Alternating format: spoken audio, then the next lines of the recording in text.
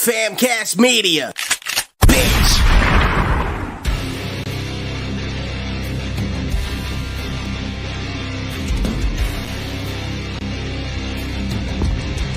Ladies and gentlemen, boys and girls, persons of all ages, welcome to the most exclusive group in the wrestling community.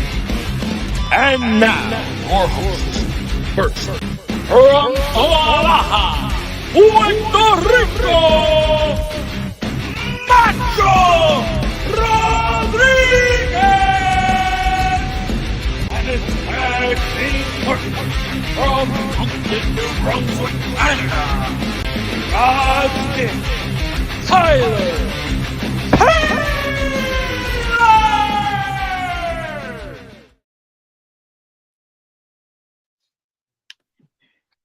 Yo, what's up, man? Hey, what's going on, man? How are you today? Hanging in there. Just put the dog down for, I got a 5-month new dog. So I'm getting it, put him down kind of relatively in his little area for when he usually goes down before I go to work and stuff like that, Yeah, I got you. You got to keep these things on schedule as best you can. Yeah, appreciate it. I mean, I'm so happy to have you here. So, mi gente, welcome to Must Love Wrestling. We have a guest of honor today, the king of old school pro wrestling himself, Mr. Pheonix. So we've corresponded a couple times on TikTok, and that's actually how we met. We seem to really enjoy each other's content, and we decided to jump on here and talk about wrestling here. So thank you so much for joining the show, man. Thank you. I appreciate being on here. It gives us a chance to kind of vibe with out the confines of 59 seconds or whatever it is now. Because I know we had a back and forth about a few things, which is always good. Wrestling talk can be a little crazy. So yeah, absolutely. Whenever It's you definitely get a been hold on to them. So. Yeah, absolutely. I mean, it's definitely one of those things where we get, it gets a little heated on Wrestle Talk, but obviously there's lots of opinions that happen, and we want to make sure that everybody knows we're just trying to be as respectful as possible. But you and I have always kind of had a respectful nature towards each other right from the get-go. I think we both appreciate each other's wrestling knowledge and things like that. So I'm excited, man. I'm excited to have you on the show. So before we get started, why don't you tell us what professional wrestling means to you, and why it's such a big deal to you? Well, I remember getting into it back in the day. I think it was around 87-ish. My dad was recording Mania Macho versus Hogan back in the day. Yeah. We couldn't afford that shit.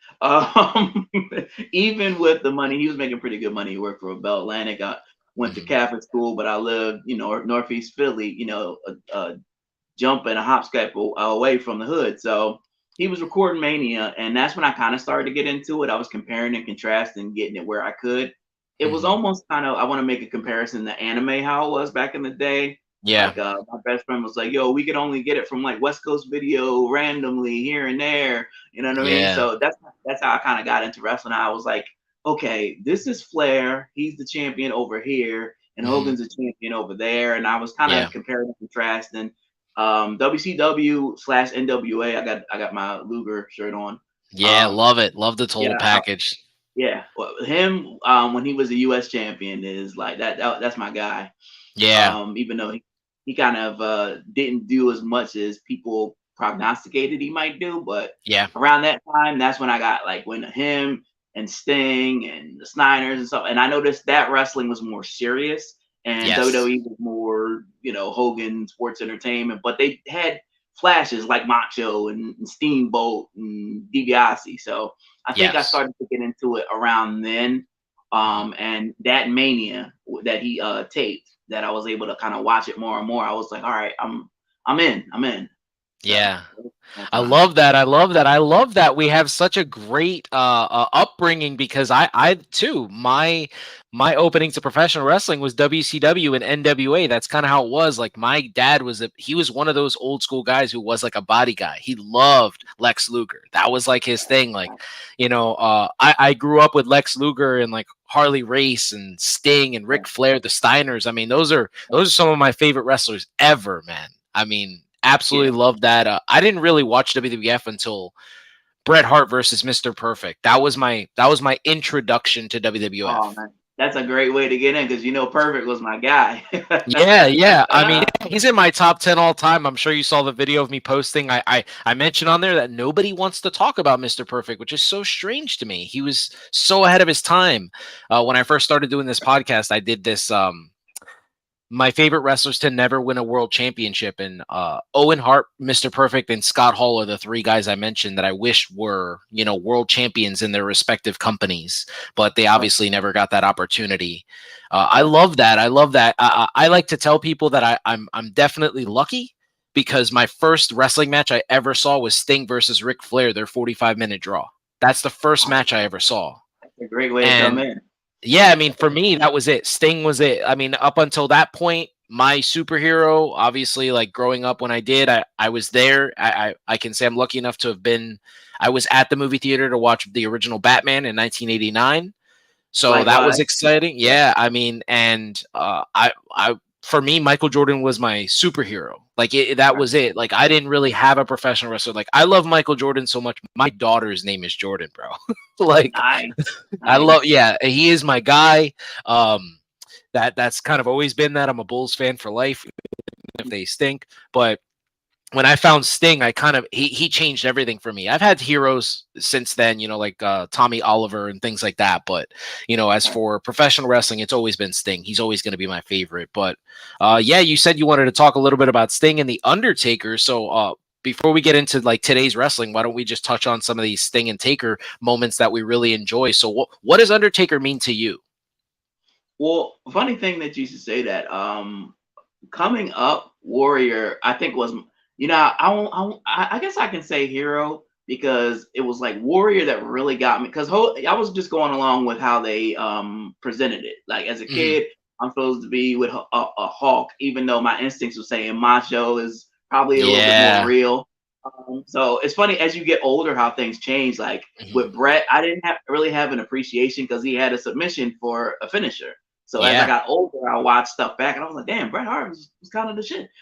Yeah, he definitely was. Warrior was like, I think because I was such a comic book fan too. Yeah. Like even to this day, like his attire, how it was airbrushed and in the 90s and stuff like that. Like I can tell I was like, this guy customizes all his stuff. Even my grandfather, we would be watching Superstars and stuff, and he was like, wow, he knocked that dude out. Like he needs some stuff. So like when it vibes with people who are not wrestling fans. So it cued Taker because I was all with Warrior. Warrior beat Hogan, which everybody at the schoolyard. I remember, once again, like I was blessed to go to these Catholic schools, but I didn't have like, money where I got WWF magazine and stuff like that. Yeah. So I'm sure, as you know, with like at any school, there was kids that came in. It was a guy, I think his name was Mike. He was a big Warrior fan, and when he won, he came in with the chalk line. And of course, I wanted to. It's funny because you mentioned Jordan, and I wanted the Jordan airbrush one where it had like how they had the where him dunking, where it was like the Bulls, it was like a bull, and it was like him dunking, and they had I think it was Barkley and a few other ones, and I was like, those chalk lines are so cool. So he came in, and Warrior had won, and I was like, I think I can get with this guy. And then they introduced Taker. And I never forget, that was the first time as a fan, I was like devastated because I used to wait on Saturday mornings to watch Superstars. And they did the whole thing. He smashed him with the urn and put him in the casket. And I was like, yo, he's going to kill him. Like, somebody get. He had the guys trying to drill holes in it and all that stuff. So, ironically, that was my entrance in, I guess, window to Taker. And I initially hated him. I was like, Warrior beat his ass. But that didn't happen, and as time goes on, and they kind of evolved them. I kind of grew to him more and more and more, and I was just like, okay, maybe I can get with this. Maybe I can get into it. And just the way they told the story and the way they presented him was so different You know what I mean? Like in a way, him and Warrior were kind of similar, only because Warrior was supposed to be like not impervious to pain, but like wild animal, kind of like going some supercharged Conan the Barbarian shit, And Taker was like slow, like a zombie, like initially early Taker, but he just kind of stood the test of time, and from there I kind of got on board, and it was just like this is like a character, just like Warrior was. You know what I mean? They would put him in stories, and the way they told the stories, they're really dedicated to being true to the character. So that's kind of where I got on board, and I stayed with him ever since.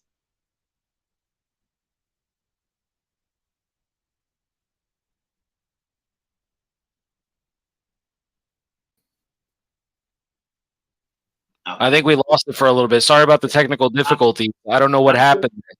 But yeah, getting back to that, I don't know how much you heard of that or if I just cut out completely, but I remember when Hogan was putting himself over instead of putting Ultimate Warrior over. I think that was kind of like the big sign for me, is like, I don't like Hogan.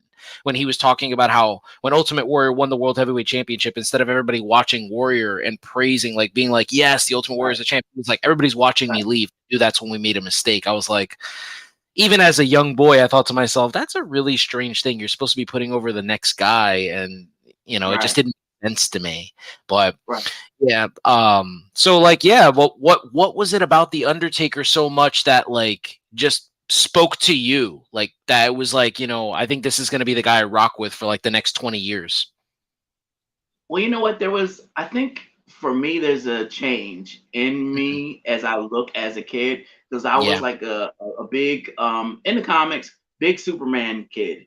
But as I got older, you mentioned Batman '89.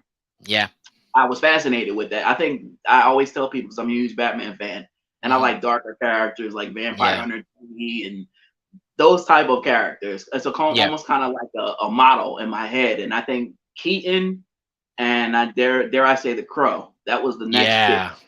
Like, I'm a Crow fanatic. Like, and the way God rest his soul, Brandon played that was like phenomenal.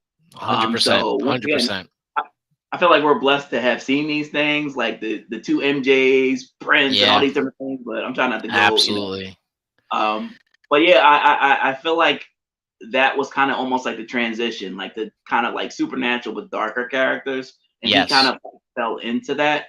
And as I got older and kind of more mature, I guess you could say, in terms of what I liked, I was like, I kind of can get down with this. And they were so dedicated to kind of protecting his character and not doing stupid shit initially. Even when he got beat and they would do some dramatic stuff like he died or I was like, that they are dedicated to this character, almost kind of like, even though the Warrior was in a short stint, they were dedicated to like make it okay. Wow, this guy like really, like when he shakes the ropes, really gets more powerful. Like they invested in that. So I think it awakened the storyteller in me. So, like I do promos on the side or whatever. So I do all kinds of crazy shit with my character. And Taker was the inspiration for it, as well as Warrior and Sting and comics and all the other stuff. Because as long as you stay dedicated to the character and the story that you're telling, people will believe it if you believe it. So, yeah, that's where I kind of I was like, Taker's different. They're not doing that with anybody else. You know what I mean? No. Absolutely not. You're 100% on there. I felt like Taker was unique in the sense that he was so special that his look, the way he was presented, the fact that he used a gimmick that would be comical any other time, it just really worked for him. And the fact that he kayfabed it all the time, like he would talk about this, he didn't sign autographs, he didn't talk to fans, he was like this scary guy just walking. He always presented that. Like, since then we've heard stories about him and Mustafa and him and Yoko and how they used to drink and brawl and stuff in hotel rooms and stuff, but like, we as fans, we never got to see Mark Calloway. We got to see the Undertaker, and it worked out really well for him. Do you have any favorite matches of Undertaker that stick out to you, like early or later? Because I hate Hogan when he beat Hogan for the title. Oh yeah, then that, yes, I thought that was great. Have you ever heard the story that Undertaker's told us that after he hit the tombstone on Hogan, Hogan comes to the back and he tells him, "You messed up my neck and my back, brother." And it's just like, dude, your head was nowhere near. Like, that was such a botched move. He protected him so well. He could have did that on a newborn baby, and it would have been fine. The baby would have sold. 100%. I agree with you. That was so weird that he said that. Just hearing that stuff from Hogan was just hilarious to me. Right. What did you think of the Taker versus Taker match at SummerSlam? Because I know that's a very controversial opinion. I personally love that match. I loved it because at that time I was still like a kid, and I was like, I don't know who was who. It wasn't like me when I got older. Like, oh, that's I think it's Brian Lee from ECW. I was like, oh, that's Brian Lee from ECW. Yeah. You know what I mean? I'm just like, it's two Takers. Like, which one is it? It was almost like and I think I told my wife this all the time because I'm like, I watch old school like commercials from Philly and stuff like that. She's like, why? And I'm like, because it's almost like I mourn the innocence that I used to have. Yeah. You know what I mean? Because back then I'm like, it's two Takers. Like, which one is which? You know what I mean? Like, not having a dirt sheet or nothing. The only thing I could do was tune in next Saturday morning. You know what I mean? Yeah. And it was no guarantee. Most of the time we didn't get the pay-per-views. It was expensive as hell. This wasn't a thing unless, you know, my dad would be taping it for somebody else, or I could have a hookup. So I'm like, I had to find out next day at school, like from somebody that, you know, a kid that had the kid that had all of the figures and all the stuff and was like, whatever, I saw the pay-per-view. You know, it's always a kid like that. So I'd be like, yo, little Mikey, like, what happened? And they're like, oh yeah, the real Taker's the one in the purple, dude. And I'm like, oh, okay.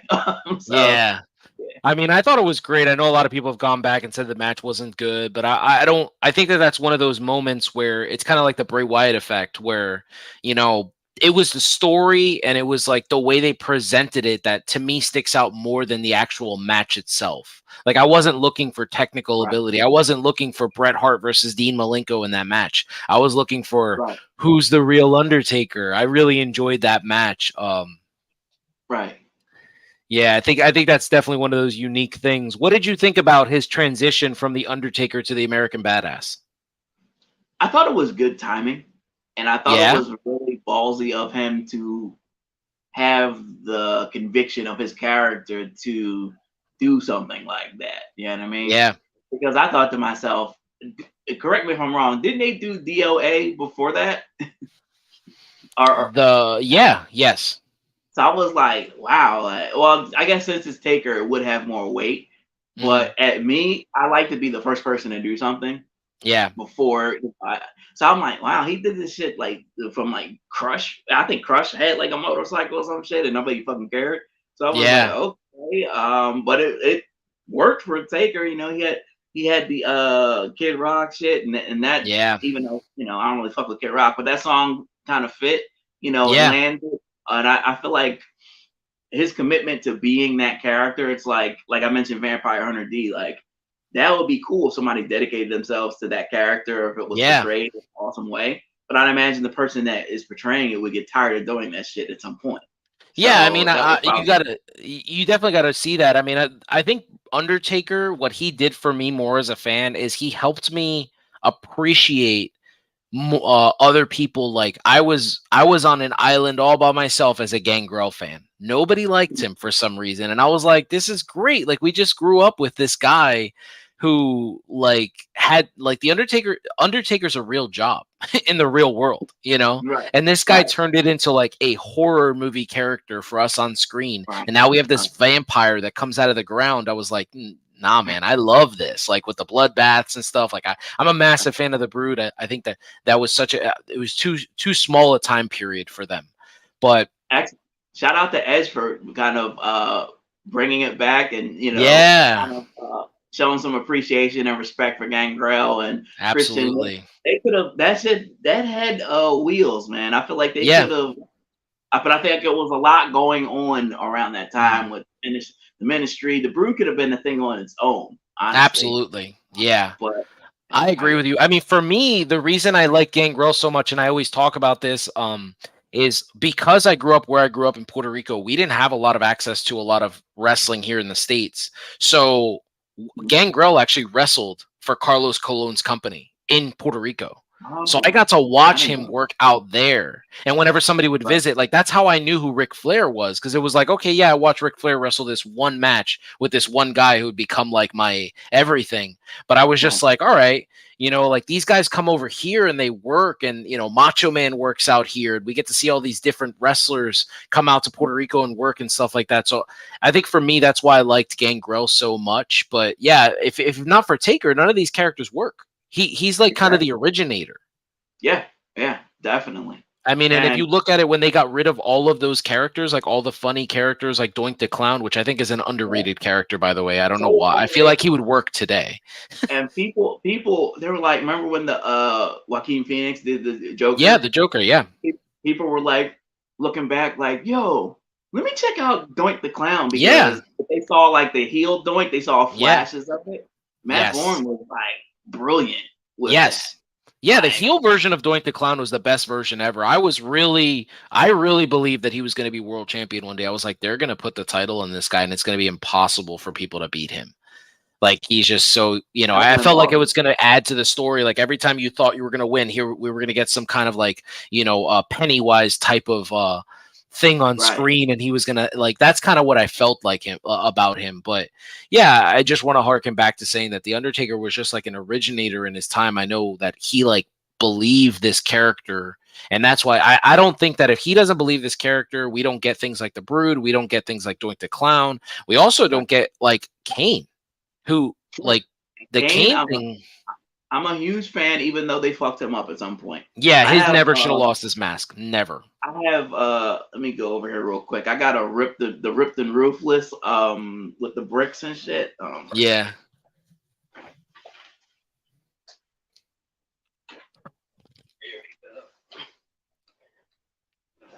This version of Kane right here, was perfection. Like, it was a perfect monster. Like, the way he was introduced. Yeah, I mean, I and it's funny because the mask comes off him, and I thought to myself back when I got it, I was like, oh shit, I can see who it is, and it's just like somebody with a goatee. Yeah, it's so weird too. I always thought to myself, like, I don't see, he looks like it's clearly the same person, so I know what I'm saying makes no sense, but he looks like Isaac Yankem. And because if you were a WWF fan, you're like, wait, so this dentist fixed his teeth and he just put on a mask? Like, that's weird. You know what I mean? Like, I just thought it was so strange. And I was like, no, don't take his mask off. Like, I remember being like so angry when they pulled his mask and stuff. Like, I was okay with them putting the singlet, the tank top on him, with the flames and stuff. I was like, yeah, that's cool. Okay, so he fixed his burns, because I grew up with movies, and like you said, I really like moved towards the darker stuff. So I like The Craft. The movie The Craft, and in Neve Campbell's character, when she starts doing the witchcraft and stuff, she loses her burns, and I was like, okay, like, let's bring that to professional wrestling. Like, I like it, But yeah, I like to say that there are certain characters that just stick out. There's definitely some failures in the time where I wish that they would have gotten further. Like, I know I've said this before, and I'll say it again.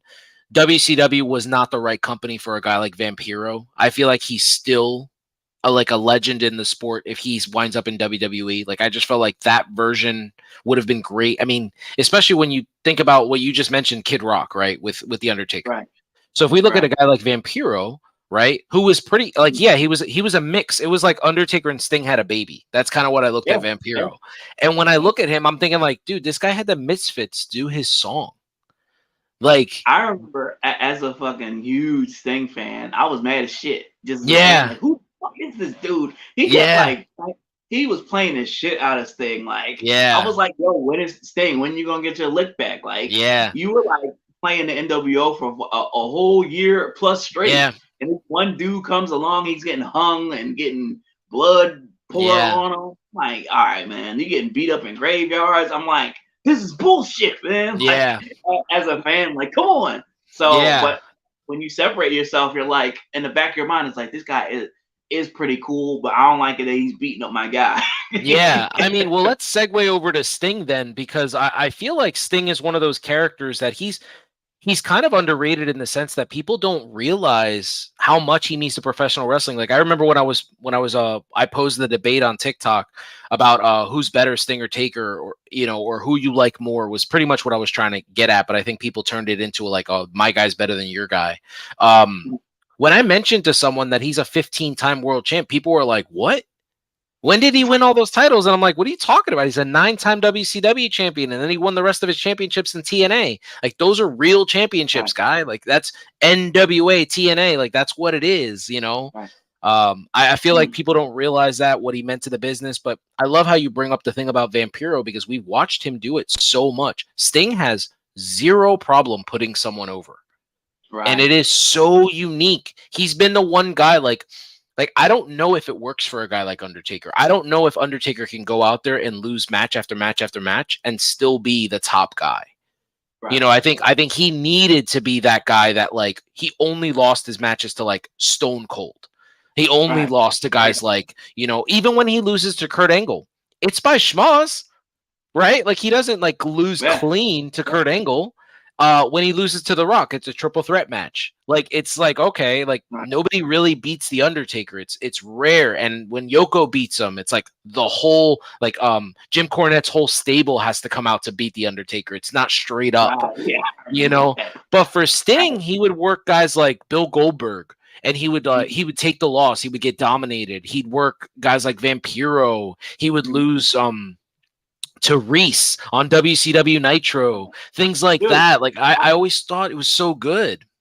I just watched, just to get prep for the show and get in the right mindset, I watched Bret Hart versus Sting. The Halloween Havoc match? Yeah. Yeah. Did not like the fact that we never got peak, at least peak in my mind, because everybody thinks some magical thing happens if somebody goes from WWF to WCW. And all it really is, and you have to be a wrestling fan to get older, is the mismanagement of the fucking character and not knowing what you have. You have Bret Hart. He was on the side of, like, the little, what's it, the WrestleMania video game. Like, Bret Hart was like the leader of the next generation. It was almost like, okay, Hogan's stuff is basically we made him up. He's bullshit. But this guy can really wrestle. And here's a bunch of wrestlers that can actually do the moves and tell the stories. You know what I mean? It's not like, what was that cartoon he had? Like Rock and Roll Wrestling. Hogan, that shit is over. Here's real wrestling. 60-minute Iron Man match. This is Bret Hart. And you get him, and WCW's like, I don't know what to do. So that burned me up. Like, heel, okay, if you're gonna have him heel versus Sting, I get it. But give me a trilogy. You know what I mean? Like, give me a story. They just kind of had it. They were like, these guys don't like that they have a similar finisher. And they did one. The match was okay. Like, I just was like, wow. As I reflect more, and here's another thing about being a wrestling fan: you could like something and critique it all the, you know, absolutely. It's hard, but as you get older, with anything in life, you know what I mean? You could love it and like it or whatever and still be able to critique it. Sting should have not joined the fucking, as much as I dig the Wolfpack in theory, it was a vibe, it was a bop, you know what I mean? It's almost like, guys, this should have stayed like backstage. Out of character. Because him joining, the way they booked that, they lost all the time. Like, I remember talking to my best friend, like, when it was happening, it was like, yo, you look at this group on paper, like, they should be invincible, but like they lose to like you said, like Horace and like bums. And like, I agree with you there. I definitely feel that we're definitely gonna, after we're done with Sting, we're gonna talk about Bret, because I feel like I'm his only defender on the internet right now. Like, I feel like people hate Bret for just being, you know, the Gran Torino Clint Eastwood character. Like, I feel like they're just like, oh, we hate that Bret Hart's grumpy. Like, that's kind of, I just feel like it's so weird. They say, like, the person that speaks the truth has, you know, doesn't have a lot of friends. Agreed. On shit that people don't want to fucking hear. That's the thing. I agree with you. But yeah, I feel like, getting back to the Sting thing, and then we could jump right into Bret. I just feel like Sting was one of those. He was one of those great people for the business. And you've heard it. Like, I don't know if you listen to podcasts, but the 83 Weeks podcast with Eric Bischoff, they have like 5 different Sting episodes where they account the whole year.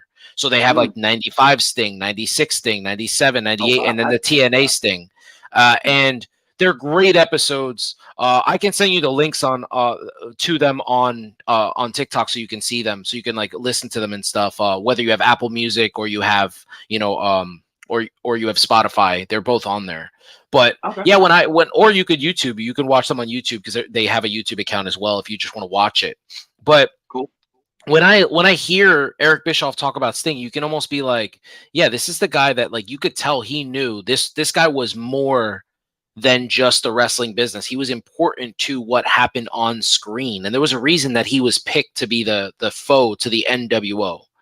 And I appreciated him so much. I am one of those people that prefer the Crow Sting to the Surfer Sting. Like the Surfer Sting was my childhood.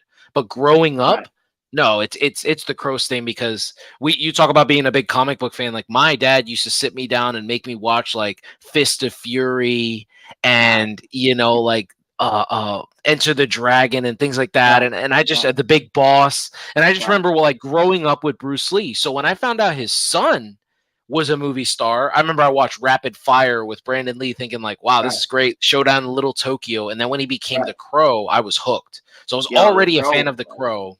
Yeah.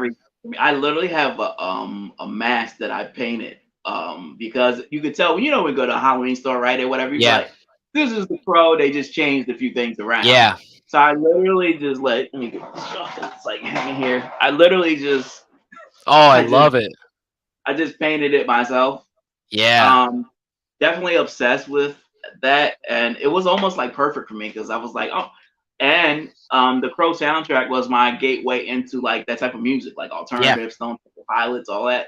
So it was a lot of different things in terms of pop culture that was happening as I was getting older. But when I found out that Sting was going to basically take on kind of like this, not the identity of the Crow, but was seriously influenced it. I was like, I love the Crow and I love Sting. This is perfect. Yeah. But Sting kind of like made it his own. The build up was perfect. Like when he would like go in the ring and like I remember there was a scuffle between like NWO and like the Horsemen and like a bunch of people from WCW. He literally just like came out of the crowd, literally got in the ring and like just walked through. And Arn Anderson went to touch him and he was like, he just walked. He walked to the other side. I was like, this is the most ball shit I've ever seen. Because you don't know what he's going to do. Like, he would do the thing when he would turn his back and be like, if you're going to hit me, hit me. And I was like, this is brilliant. I love that where he gives the bat to Macho Man Randy Savage and he turns around. I thought that was so brilliant. A lot of people tend to think that Sting was just all character based. And I always tell them, I'm like, if you really think that, do me a favor and go back because the entire promo is on YouTube. And I want to make people very aware. All wrestlers know where the hard cam is. They all know where they're supposed to look. And that's why this promo is so important to me. It's one of my favorite promos ever. After Sting gets accused by Luger and the Steiners of being like this mystery guy for the NWO, right? He goes out there and he cuts this promo, this free agent promo that you don't, and that's where we get the first phrase, like the only thing that's for sure about Sting is nothing's for sure. And that's where if you watch the promo, his back is facing the camera. He refuses to look at the camera. And it is just, it's so impactful. And I'm like, listen, this guy can always talk. He's always had this. He just never needed to. His character was more than that, But yeah, I mean, I love that. I love that. But jumping over to Bret Hart, I also want to say what you said in the beginning of this. I wholeheartedly agree. I've talked about this plenty of times, and I talk about this in terms of AEW with Bryan Danielson, that they messed up his character as well. We have had two moments in professional wrestling history, two that I can think of, where one guy has left a company on fire and joined another company, and he has been mismanaged. We've heard, there's a great episode in that 83-week podcast where he talks about Bret, and he's like, well, Bret didn't come here and do us any favors. He didn't come here as like, these are all the ideas, the stories I have. He just kind of came over here and said, I want to show up late to work, and I just want to work and go home. And it was like, dude, he just got screwed from the Montreal Screwjob. That's the biggest story in professional wrestling right now. It was right before Stone Cold took over. And it was like, how do you not use that? How do you not have him come out after Sting wins the championship with Hogan, like Monday night, debut him that Monday night, have him attack Sting, have him attack Hogan, be like, that title was taken away from me. I'm coming to get this title, and I'm going to make this title more important than that title. Like so many things that they could have done, and they didn't do it. And it's so weird because when you read in his book, about WCW, or when you listen to Eric Bischoff talk about him, it's almost like he was lazy in WCW. And I'm thinking, like, dude, the guy was heartbroken. Like most people, like we talk, like I don't know, like I see you there with an Eagles hat on, so I'm sure you're a big football fan. Shannon Sharp talks about it all the time. He couldn't be a good husband. He couldn't be a good father because he cared about football. That was his number one. That was what Bret Hart was. He was the Shannon Sharp of wrestling. Like wrestling was number one to him, and it was taken away from him in an embarrassing fashion. So, I mean, whether I agree that he should have just dropped the title and moved on, that's irrelevant to the point. The point is that he had the opportunity to go into WCW as the hottest character in professional wrestling, and they didn't do anything with it. And you know what? It's funny because I don't know if every wrestling fan has this, but I've developed kind of like a spider sense, if you will. You got characters like Bret Hart, Shawn Michaels. Yes. And as good as Shawn was, I thought to myself, there's something I don't like about him. And it's funny, as I got older, I heard all the fucking horror stories about this bag. Now, granted, maybe he changed his life around, but you know what they say, a leopard can't change his spots. You know what I mean? Yes. I don't trust him. Just like I don't fuck with Triple H. You can separate somebody's brilliance and what they do, yes, as part opposed from their character, because the shit he did with China is just like I don't fuck with him like that. Yeah. That's just me personally. Shawn Michaels, I heard some sly shit that he had to say to The Rock, like before The Rock was The Rock. He was integral, kind of like, making it difficult for him and all that click shit. And turns out, I remember The Rock he did some type of video that Bret got inducted to something, and he told a story about how integral Bret was to him developing, and Bret kind of put him aside, and basically was like, yo, fuck these idiots here. Let me show you how business is done properly. Yes. And I don't know whether that shined through his character or what, but it's like the more I found out about Bret and how he carried himself, it made sense to me. Because it's almost like, they say your character is an exaggerated, supercharged version of yourself sometimes. It's like, HBK, dickhead, that checks out. Seems like you know what I mean? Supercharged, and Bret Hart on the other side, the guy that wants to do things the way it's supposed to be done. He had to make a comic book reference. He had kind of like the Cyclops thing, like we do things like this. What I mean? There's a certain way we handle business. No, that is a perfect Marvel. That's a perfect character to attribute to Bret Hart, Cyclops, because Cyclops is one of the most polarizing characters in all of comic media. And when people realize, like, he just really cares about what he's doing. Like your hate for Cyclops is unwanted.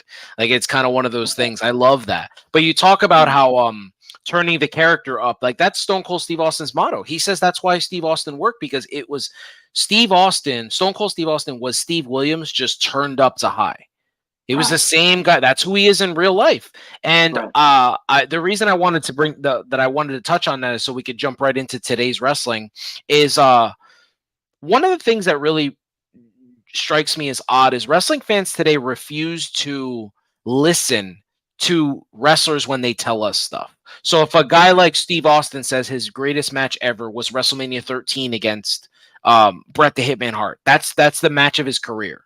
And then you have wrestling fans that are like, you don't know what you're talking about. To the man himself, like, your best match ever is WrestleMania 15 with The Rock. And it's like, no, that's the most money he's ever made. That's not the same thing as his best match ever. You know what I mean? Like when and it always strikes me as odd. Like you hear people say, like, wrestlers, they do this stuff, but we don't need to listen to them. Like, dude, yeah, we do. Like they're telling us what to watch. They're telling us what to listen to. It's so strange. So what do you feel about like today's wrestling fan refusing to actually listen and pay attention to wrestlers when they talk to us? Now, it's funny because obviously the old school name, that's kind of what I, aside from my promo stuff, some people say PK, but old school is what I go by, just with wrestle talk and content and stuff like that, because I have a preference for older things. And it's funny because I feel so weird because I don't feel old, but I know kind of like in reality I am. The 90s, my wife always tells me, like, we're not in the 90s, you could turn on the BET countdown, Yo Rap City, and listen to all that stuff. But I was listening to Don't Sweat the Technique, and one of my boys on Wrestle Talk was like, yo, I haven't heard that in like forever. I'm like, yeah, I am old compared to you guys, but to answer the question, I have to always remind myself, like, I came into this at a different time.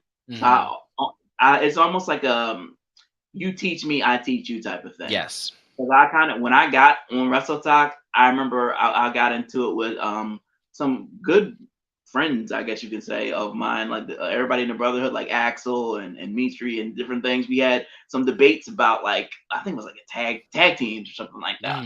I was like, like the Snyders. I was talking about like Sabu and RBD, hugely underrated. And I felt like I had to kind of check myself at a certain point. You have to listen to what other people are saying so you can learn, so they'll listen to you in turn. Because I was just like, man, I sound like the old man that's like, back in my day. But at the same time, I just feel like it's been an adjustment, kind of like checking myself, because before you can tell anything to anybody else, you have to be like, all right, how am I presenting this? Even if it's accurate, you know what I mean? Like, how am I presenting it? Is this just, my personal, me preferring like Ring of Honor in the early 2000s compared to like anything that's going on here? Now, even if that's the hill I choose to die on, I don't want to contaminate the waters for anybody that is getting into wrestling that's, just happens to be younger. I was going kind of back and forth. The way I met Axel on Wrestle Talk, I was trashing the Miz. I was like, I can't stand this dude. I don't know, what he's saying. Blah, blah, blah, blah, blah. Turns out he was right. You know what I mean? Like, as time has gone on and I took my feelings out of it, because basically I was getting worked because I couldn't stand him. Yeah. I just, something about him I just could not stand.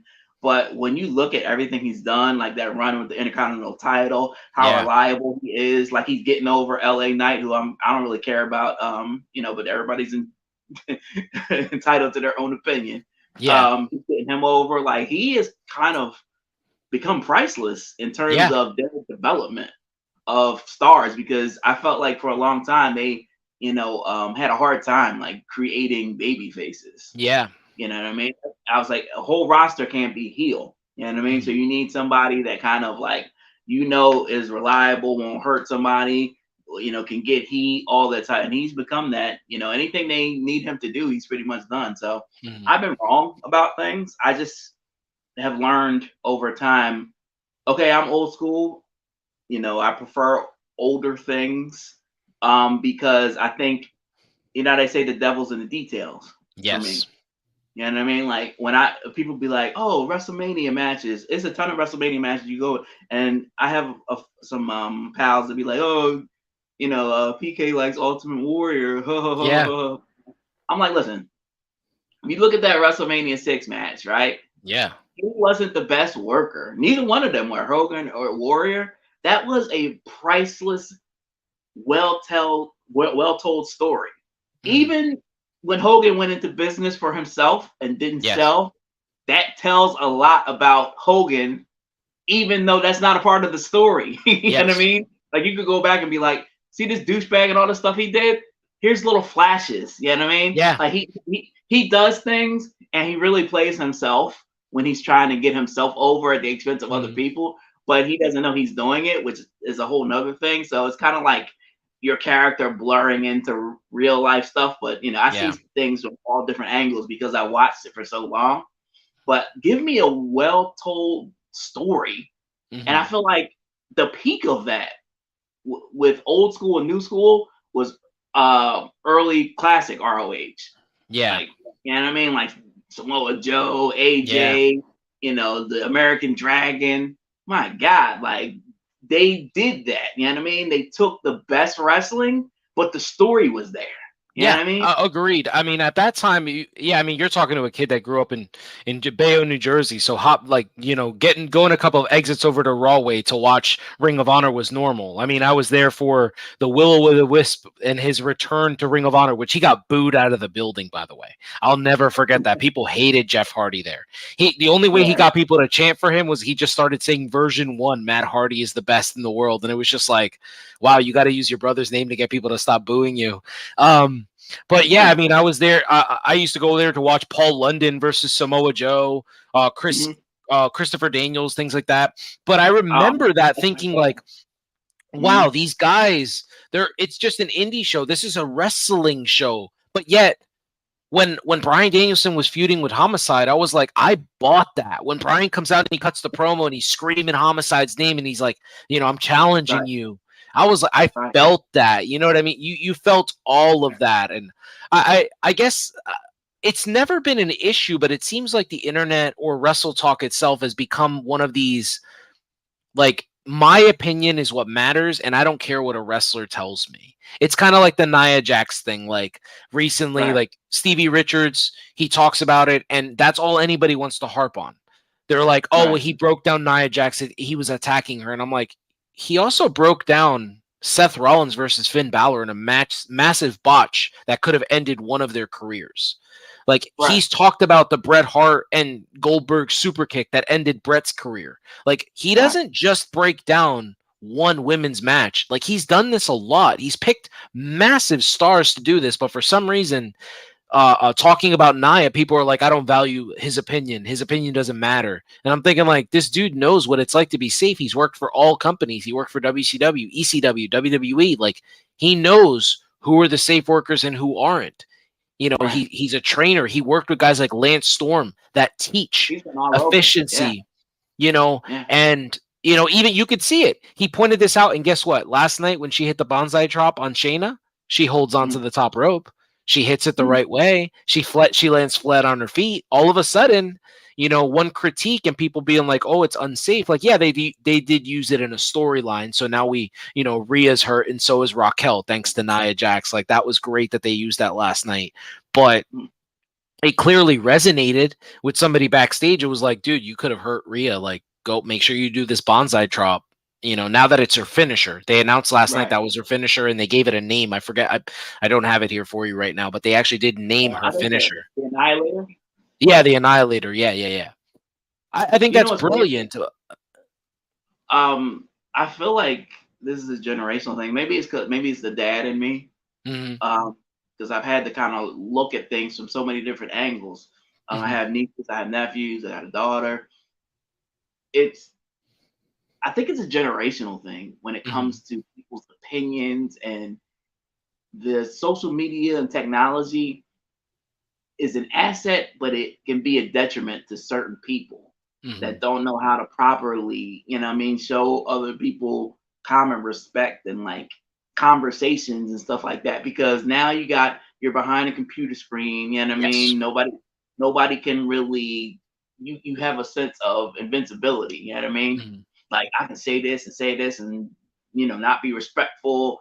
You know what I mean? I think this whole new generation, it doesn't really help them. You know what I mean? I feel like when you and I came up, you have to talk, sports with your friends, whatever. We've all talked all different types of things, but certain things you can say and certain things you can say. You try to be respectful. Those type of things you try and make. If you're gonna come, to the basketball court or whatever, and you're gonna make a claim for your favorite player. Like I used to like guys that in addition to Jordan, obviously, but I used to like guys like I remember Herschel Walker. Like when I loved him. I loved running backs. I loved like guys who were like kind of like workhorses or weren't like wide receivers and stuff like that. Got a bunch of yards, but they were like play hard.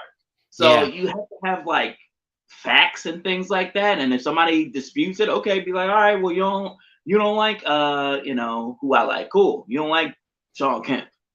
You don't like Dominique Wilkins. You know what I mean? You don't like Charles Barkley. You don't like but here's what I can tell you they do, and they do well, and this is why and that's why. But nowadays it's just like, it's this because I say so. Yeah. And if you disagree with me, you know, it goes into the whole, don't I don't want to say disrespect, but people getting their feels is what I'm trying to Yes. say.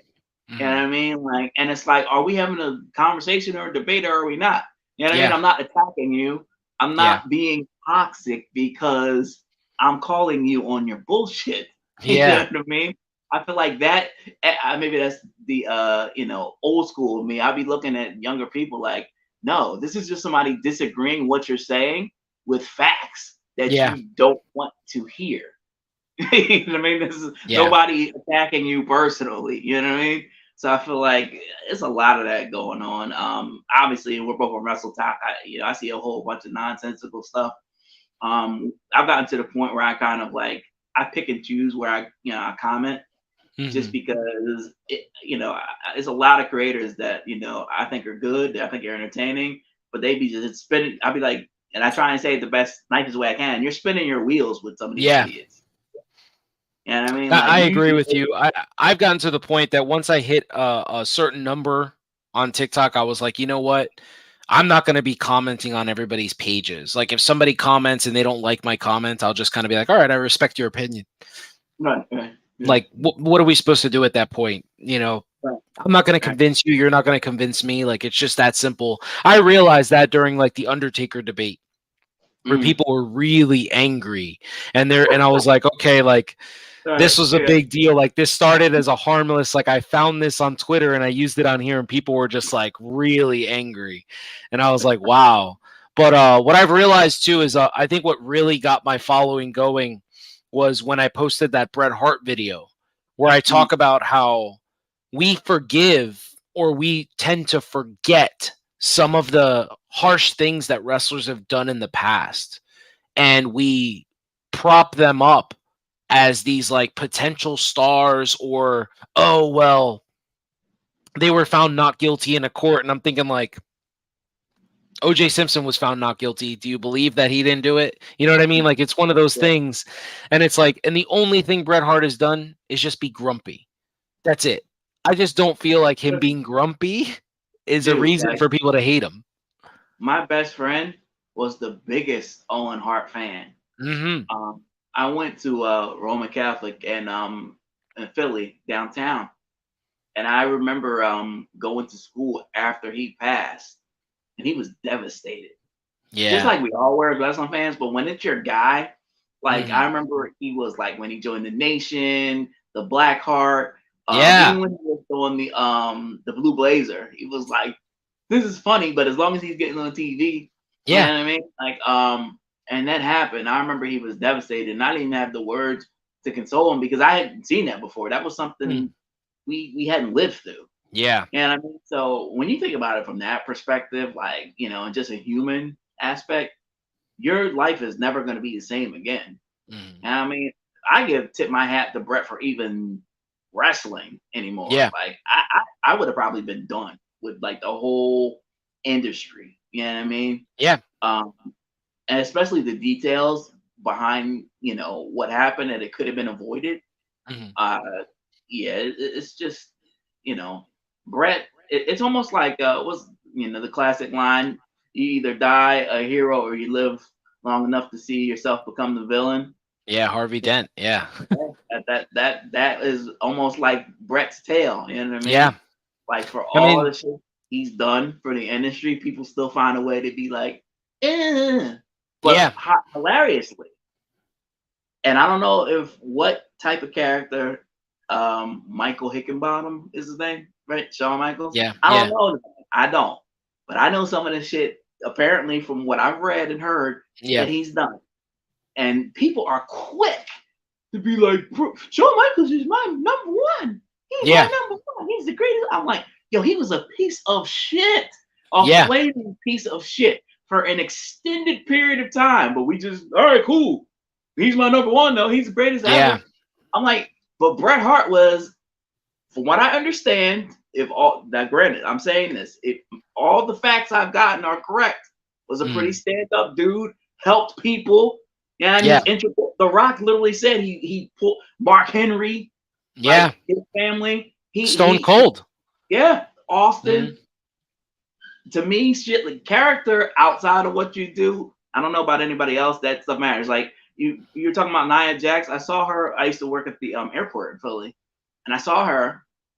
She was going to get something to eat for breakfast, something like that. And I said, "Hey, Nia," and she just waved back, super nice. Yeah. So I'm not going to name some female wrestlers, but I've interacted with some of them just in passing because I don't mark out. You know what I mean? I may mark out on the inside, but I don't be like, oh, sign something. Oh, is this? I've had some interactions with a couple of them that was, I don't want to say negative, but like it was just like what I expected. You know what I mean? Yeah. Oh, I agree with you. I've met some wrestlers that are considered to be super toxic, like just awful, and they've been nothing but great. Like I remember I met Ken Shamrock, and he was so nice, just super nice. Signed an autograph, took a picture, just really nice dude. I met Sasha Banks once. That was the worst interaction I've ever had with a wrestler. Ever. That was one of the people I saw. Yeah, and it's so weird. Like I can definitely compartmentalize. Like I can definitely be like, all right, like I love Mercedes. Like I'm a massive fan of hers. The fact that she loves Eddie as much as she does, the fact that she's able to leave WWE and I feel like be better than she ever was in WWE. I love her, but that doesn't mean that interaction didn't happen. Almost like I was annoying her to just say hello. I didn't even ask for an autograph. I didn't ask for a photo. I just said, "Oh, Sasha Banks, like what's up?" And she was just like, I'm busy right now. And I was just thinking like, damn, I don't even get a hello. You just got like, I'm busy right now. Like, what the hell? My guy, like she was in one of the stores and she threw something and it missed the trash. Yeah. And I was like, I ain't even saying nothing about that. I was like, I basically say, "Yo, Sasha," and she saw that it missed the trash and just kind of looked at me and rolled her eyes and kept walking. I was like, no, what? Yeah. What? Like, yeah, I mean, it's crazy. But I gotta say, I met Alberto Del Rio, and he was working us when he met us. I remember I think I was with my father and I saw Alberto Del Rio, and I remember he wouldn't acknowledge us. He was like, just looking at us like we were just like nothing to him. And I remember him walking away and my dad being like, this Jersey Rican attitude. And he's like, the fuck's going on with that guy? Like, my son's over here telling me he's a fan of yours and you're an asshole. And he's going to walk away. And I just tell my dad, I was like, Dad, I think he's playing a character because he's a bad guy. And he like walks down and I look at Alberto and my dad looks at Alberto and he just winks at both of us. And I'm thinking like, all right, like, see, that's cool. So if Sasha was a heel at the time and she would have done that, I would have been like, all right, cool. You know what I mean? Like, that's cool. Like, that's what I mean. I've talked about Alberto Del Rio on here before that. Like, yeah, I know what happened with him and Paige and it's terrible and stuff like that. I'm not trying to discount what he did in his real life. But at that moment in time, I felt like Alberto was a really nice dude. And, you can't really fault him for just being, that guy. Look, we got some questions in the chat if you want to before we get going here. So we have a From the Dungeon podcast here wants to compliment your shirt. It says love that Lex t-shirt. So that's cool. Yeah, man. My favorite United States champion of all time. Because the way they booked him, it was like the same way Perfect was for the Intercontinental title was how Lex was for the US title. And that's all booked. Mind you, one of the people he beat to defend it was before he was Taker. Mark Calloway, was it? I think back then. I think it was before he went to WWF because I remember Lex was wrestling him in these big ass bright pink tights. Yeah. So interesting how things happen and how back in the day, some of the wrestlers. I mean, I think Sting fought Taker before he was Taker as well. I think you did that on your videos. Mm-hmm. Yeah, I mean, they agree with you here. From the Dungeon podcast actually said that he's the greatest United States champion of all time. Yes, I mean, absolutely. So there you go. I mean, some controversial statements here being sent to us, like Shawn Michaels and Bret Hart are both not top 5 wrestlers. That's a pretty big one. And then we have some good and bad interactions with wrestlers here. Here says Mercedes is a real asshole in real life. Okay. I'm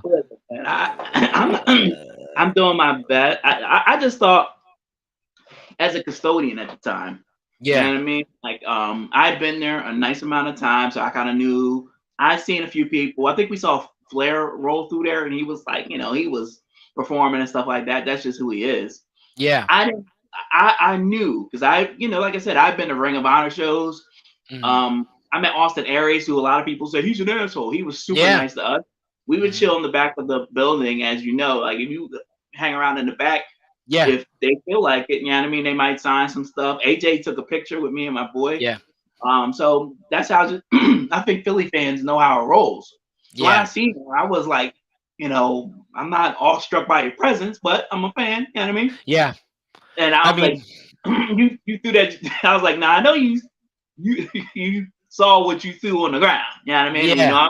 I got to clean this up. So I kind of let that slide. So I was like, hey, Sasha. And she rolled her eyes and just kept it moving. I was like, oh, wow. So you gave me your ass to kiss, and I got to pick up this trash. Awesome.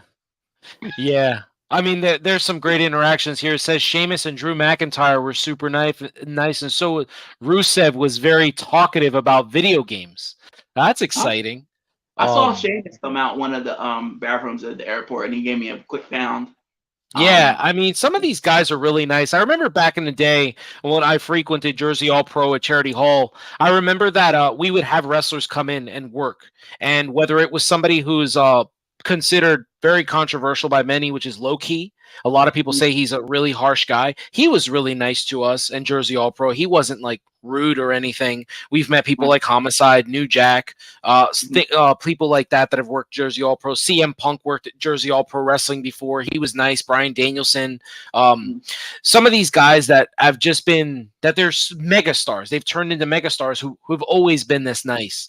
But every now and then you get pretty harsh interactions. You just have to take it with a grain of salt. But before we get going, because I know you have to go to work here soon, I wanted to get why don't you give me your Mount Rushmore? Who are the 4 best ever? And if you can't differentiate, like if you can't just give me 4 ever, then do it the Seth Rollins way. Give me the 4 people that you feel like are the most influential to professional wrestling, and then your 4 favorites.